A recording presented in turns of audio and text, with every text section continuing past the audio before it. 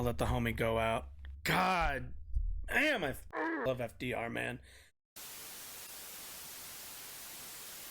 Republicans have said they want to cut Social Security and Medicare. It's a bit loud. How does not every American in the country know that fact? So entitlement reform is a must for us to not become Greece. They want to cut Social Security. Now, they get away with that stuff because a lot of people don't know what they are talking about. Democrats are pointing to your own documents to tell Americans. Yeah, what's funny is, okay, I'm gonna try not to be a fucking pause Andy here, but like, what's always funny is they'll say entitlements, and what that's supposed to activate in you, and mostly activates in conservative voters, is like the idea of there being some sniveling millennial entitled this or entitled that they're supposed to have like a visceral like, ugh, I hate these entitled kids, even though like entitlement cuts means cutting the things that you paid into that you're entitled to, dipshit. Like, I wish Republicans would fucking grow brains, but unfortunately.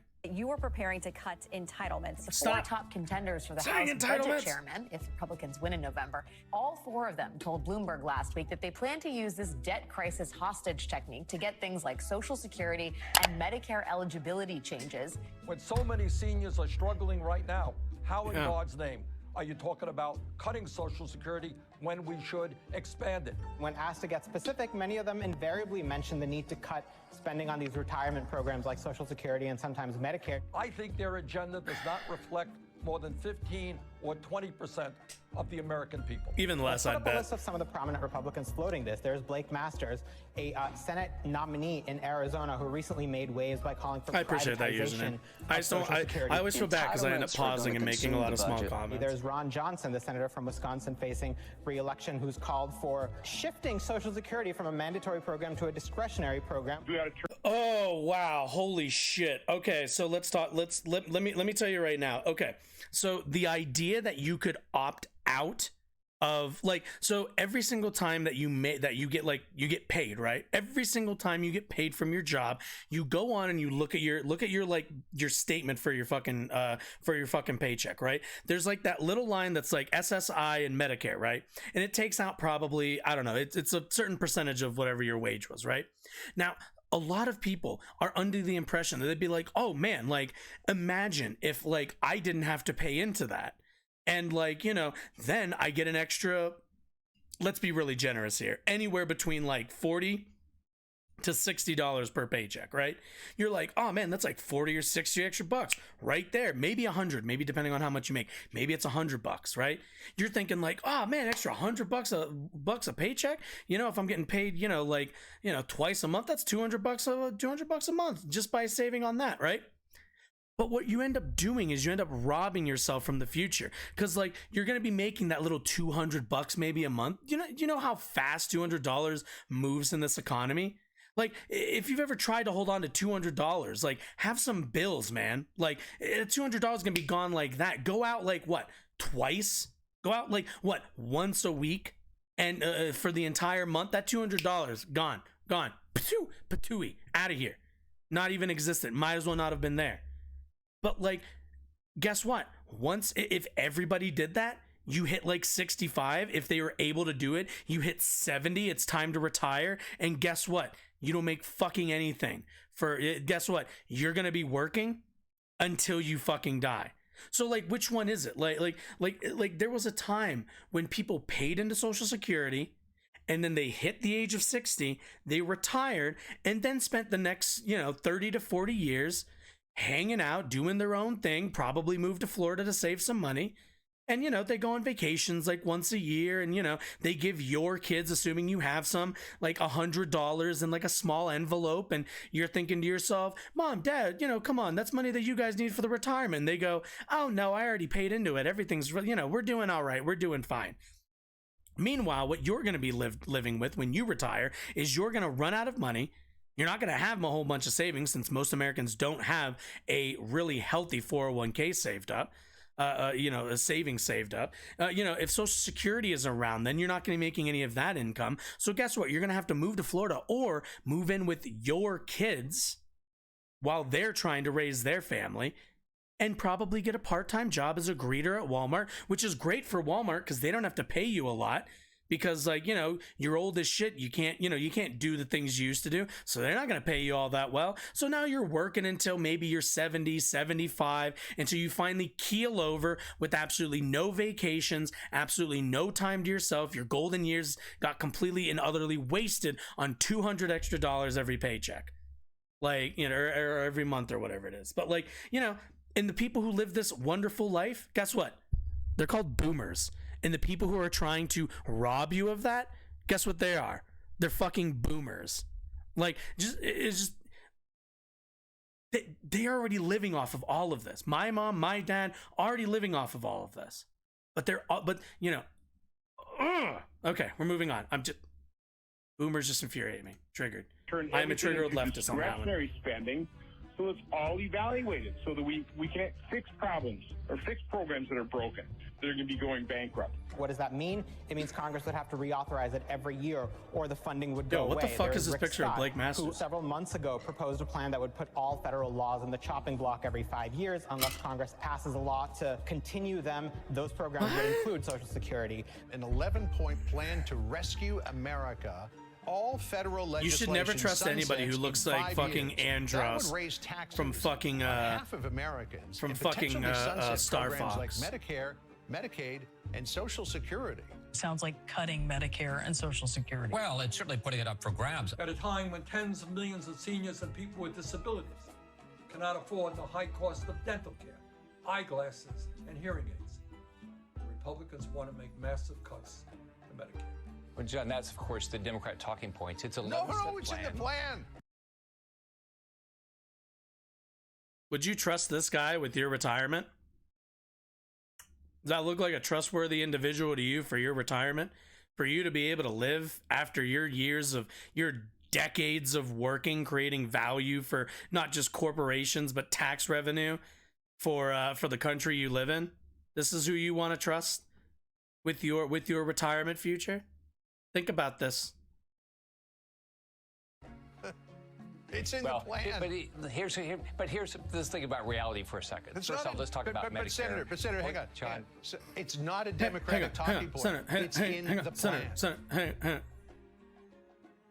oh man, god damn, Bernard, we need you. We need a hero. I'm just hearing that fucking song from the first fucking Spider-Man, the fucking shit from the movie.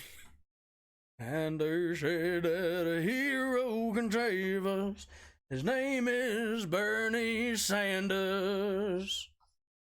Please don't let these snakes steal our Social Security.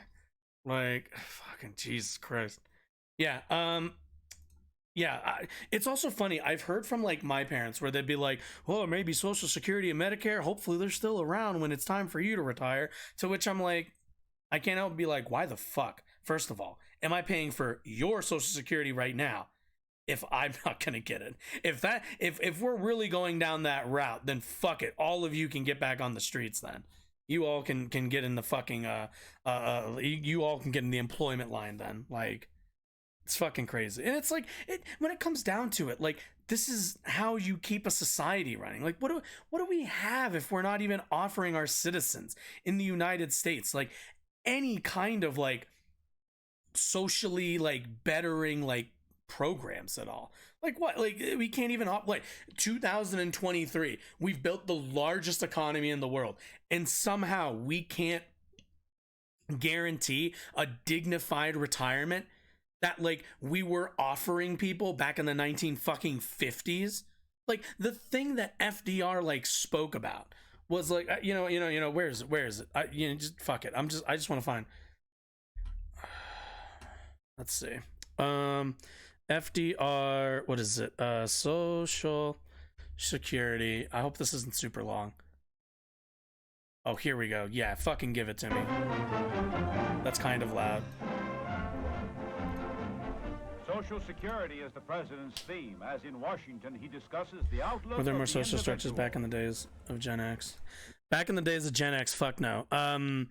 If you want to go back to like, so in the United States, we have never had any kind of real socialist or worker-owned structures, sadly.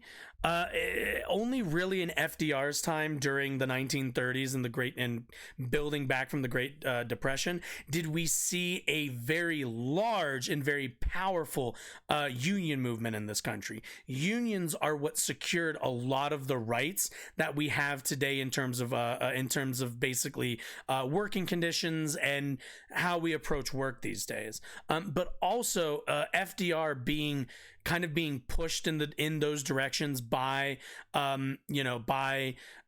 socialists of that day because of the power and because of the scale of unionization. The socialist movement was incredibly powerful in America. Same with the communist movement. And FDR was pretty much left in a position where he did need to pass a lot of things to kind of rejuvenate the United States's basically society, which had crumbled since the beginning of the 30s. We had company towns, you had company towns kind of in the, I think in the really, really early 1900s, where corporations would pretty much buy out neighborhoods. You'd like pay using like company dollars. Some of like the history is kind of nuts. I don't want to get into too much of it at the moment, but like I'd have to read a little bit more and watch a little bit more to get super accurate. I don't want to give you totally incorrect information, but back in the 1930s, there was a strong unionization movement and a lot of political pressure from the left on FDR to pass more social safety net measures. It's why we got Social Security. It's why we got Medicare. It's why maybe I'll show that video actually. I'll show another video after this. Let's watch this one first actually. The millions of today want and have a right to the same security that their forefathers sought in this nation. The assurance that with health and the willingness to work, they will find a place for themselves in the social and economic system of the time. Because it has become increasingly difficult for individuals to build their own security single-handed, government must now step in and help them lay the foundation stones, just as government in the past has helped lay the foundation of business and industry. We must. So keep in mind when he says that, when he's talking about laying the groundwork for business and industry, we're talking about not just like basically handing out licenses to operate businesses. We're talking about infrastructure. We're talking about road creation, like all of the things that any business has to function. A good example is like if you want to open a restaurant, right? I'll use like the thing I know. If you want to open a restaurant, right? You need a building. Well, to have that building, not just do you need a construction company, you can't just build some building in the middle of bumfuck nowhere and expect people to show up. You want to build a restaurant in a city center that has been planned by the government and built up using grants from the government, right? So you want a town that you can also there's housing built around that you can also use as clientele basically to build up that business. Not only that, if you're running a kitchen as a good example, you're going to need electricity, you're going to need water, you're going to need sewer, you're going to need gas, you're going to need all of these things. And no business, if you're a small business owner, even if you're a large business owner cannot, cannot create the infrastructure for, building an entire like electrical grid for a neighborhood, as an example, or lay the foundation for water distribution throughout said neighborhood and to your restaurant. Same with gas lines, same with everything else. You need a government to come in and kind of basically organize all of these private industries, these private builders and everything else to come in, understand the plans that you're giving them for the society you want to build, and then have them build it through government grants and everything else. Like these are the things he's talking about. Like when it comes to your retirement, it's not just good enough for you to not work. We need a system for you to not work. We need a process, we need infrastructure so that you cannot work and the economy isn't crumbling because an entire age bracket up aren't working. So that means you need buy-in from everybody amongst other things. But yeah. And like corporations aren't going to do this. Corporations can't. I know I paused. I started and paused again. But corporations can't do that. They can't be doling out money to people who aren't working for them. That's not really a responsibility that should be on the backs of private industry, but also shouldn't from a moral standpoint, or at the very least on like a it's not within their profit motive, right? Like no company is looking out for the betterment of you. They're looking out for the growth of their profit margins, the growth of their profits. So like they're not interested in doling out money to people if you're not creating value for them, right? So like and even so, even if we lived under that system, what happens when your company goes out of business? You retired 10 years ago, but your company the company you work for, and that's been basically ensuring your retirement, goes out of business, or gets bought out by another company that doesn't value them as much, and now they shut it down, or they roll it into a different company whose contract with you doesn't exist the same way. You're at the whims too much of people who don't have your interests at their heart. Their heart is profit seeking. Have a rich man's security and a poor man's security, and that the government owes equal obligations to both. But national security is not a half and half measure. It is all or none. Here it is. Oh, cool. This isn't even that long. God, imagine it, like the idea that in like, oh shit, stop it. Sounds like cut. Stop. The idea that we like live in a world where like fucking like our president doesn't even just show up to like talk candidly and directly to the American people too. Like that's also like a crazy thing in my opinion due to the times. But okay, so this is FDR explaining what he proposed as the second Bill of Rights as Americans. In our day, certain economic proofs have become accepted. Let me make sure that this one isn't better quality. In our day, that's so much better. Economic proofs have become accepted as self-evident.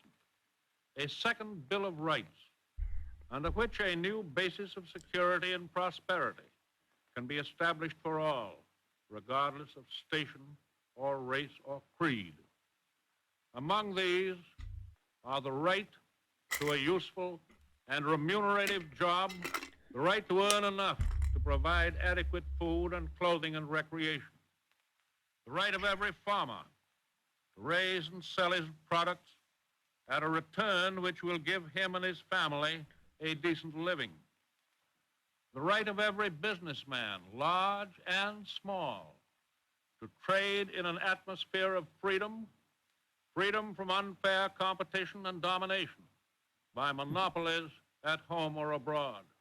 Even if you take into the account the farmer part, like I want you to think like the system of factory farming, and not specifically just factory farming, but the consolidation of farming in the United States has led to an unprecedented access by the American citizen to meats, to meats, to produce, to agriculture, to all the rest of these things, right?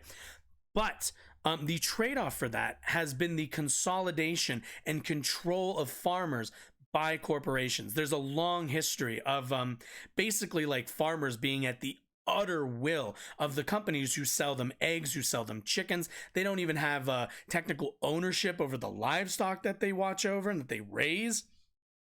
Like the way our farming has gotten incredibly monopolistic around, I want to say around like maybe 5 or 6 companies, kind of the same way like our media has, how many companies own, how much does Disney own? And then you have NBC. And then what's the other one? Well, Fox now doesn't, Fox doesn't exist anymore. But, you have Warner Brothers. You have all of these very large companies that just own entire portions of the market share in terms of entertainment, specifically filmed entertainment. So like, and that's how our economy since about the 1960s has progressed, because not a lot of the things that FDR is going to talk about in this and has already kind of mentioned, because we haven't secured a lot of this stuff.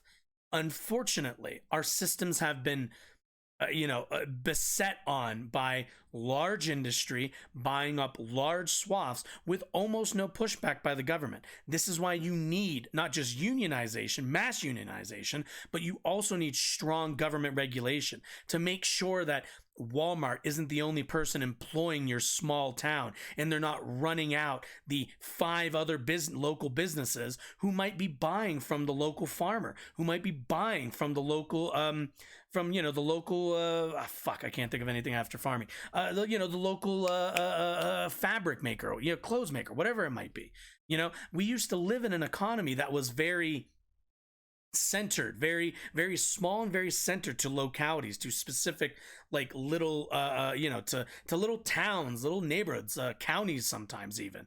But now we live in an economy, we live in a world of global trade, which obviously comes with a lot of benefits, but one of those is the quality of our goods and the frequency that we get them at.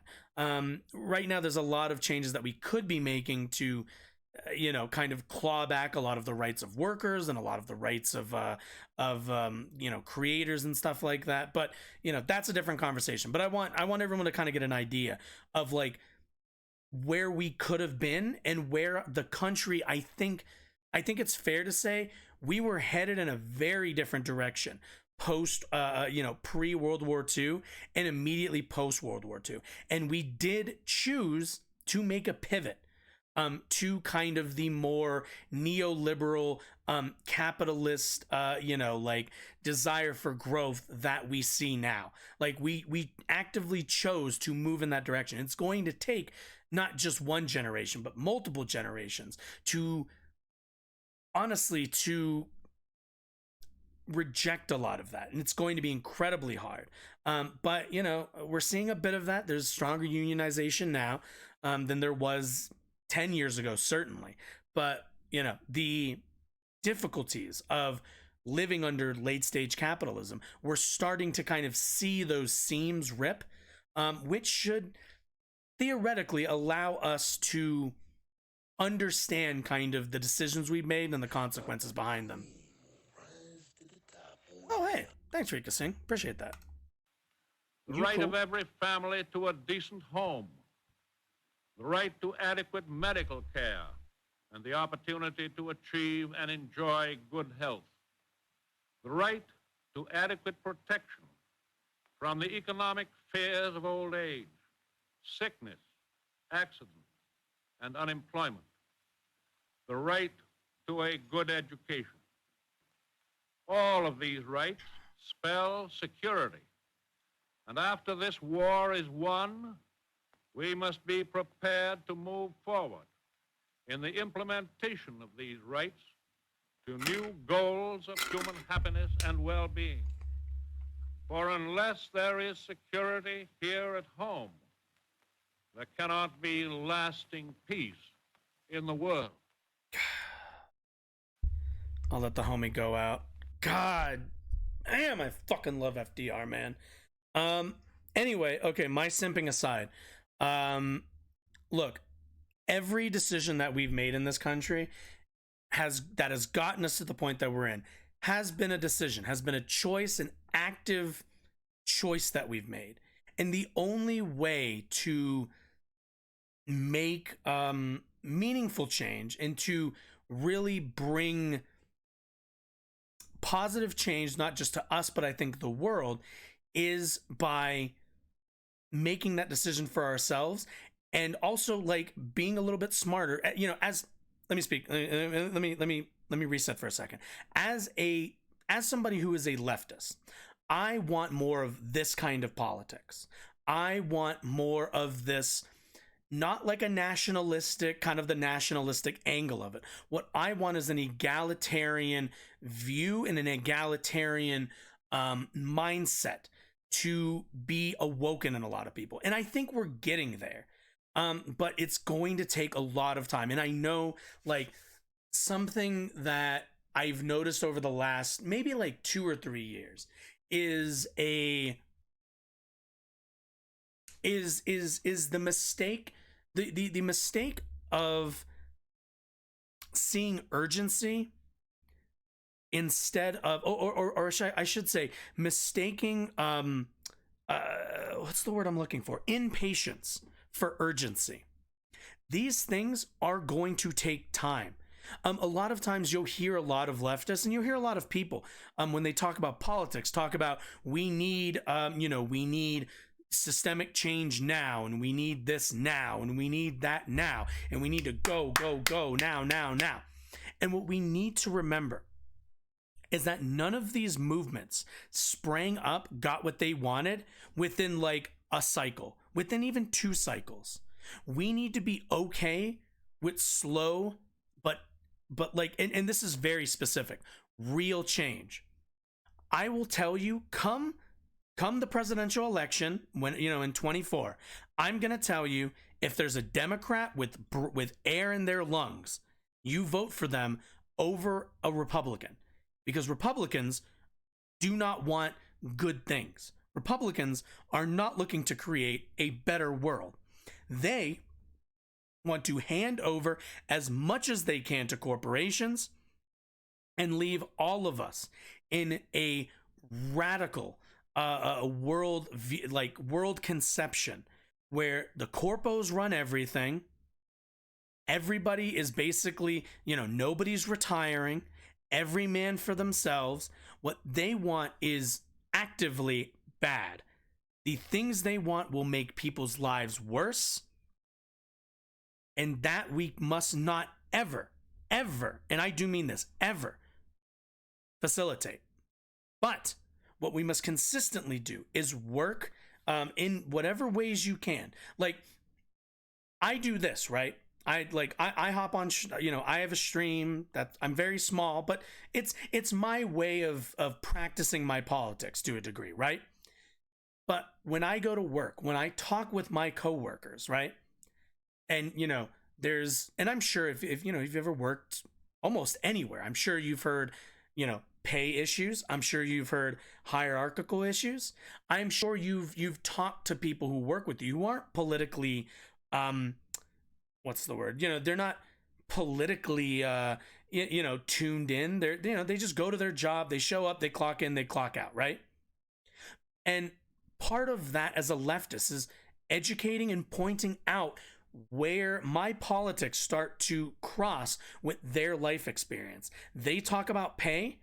That's when I give them the advice of like, well, there's a lot of people here who are really disgruntled about their pay.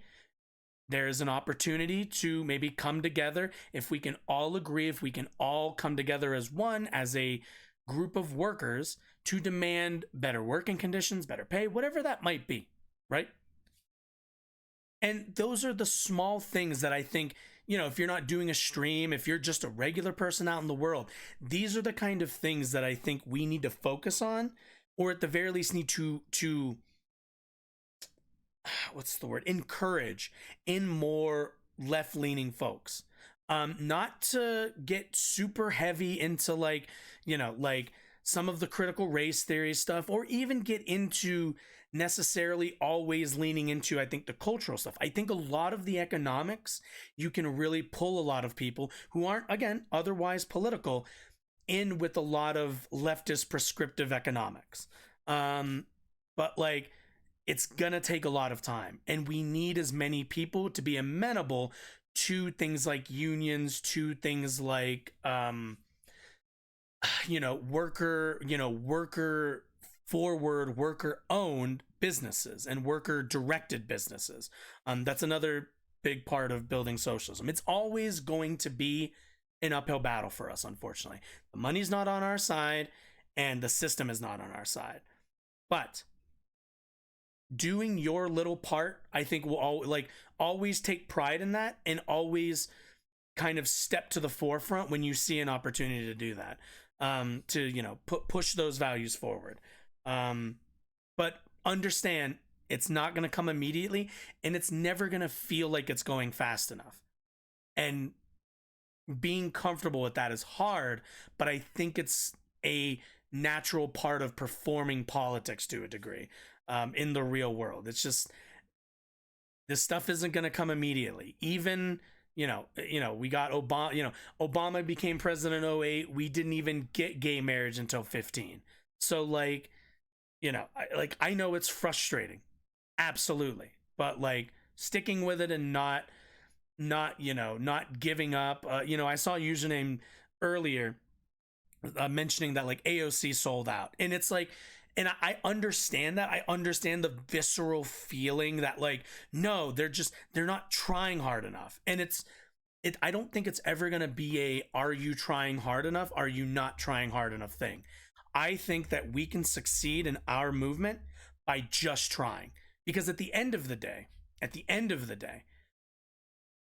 we have the better solutions and the better outcomes. We have the better vision. So like having confidence in that takes a lot, and like moving with that understanding and not being insecure by not seeing the result you want coming yet. Don't let that waver you, and don't let that make you nihilistic or ambivalent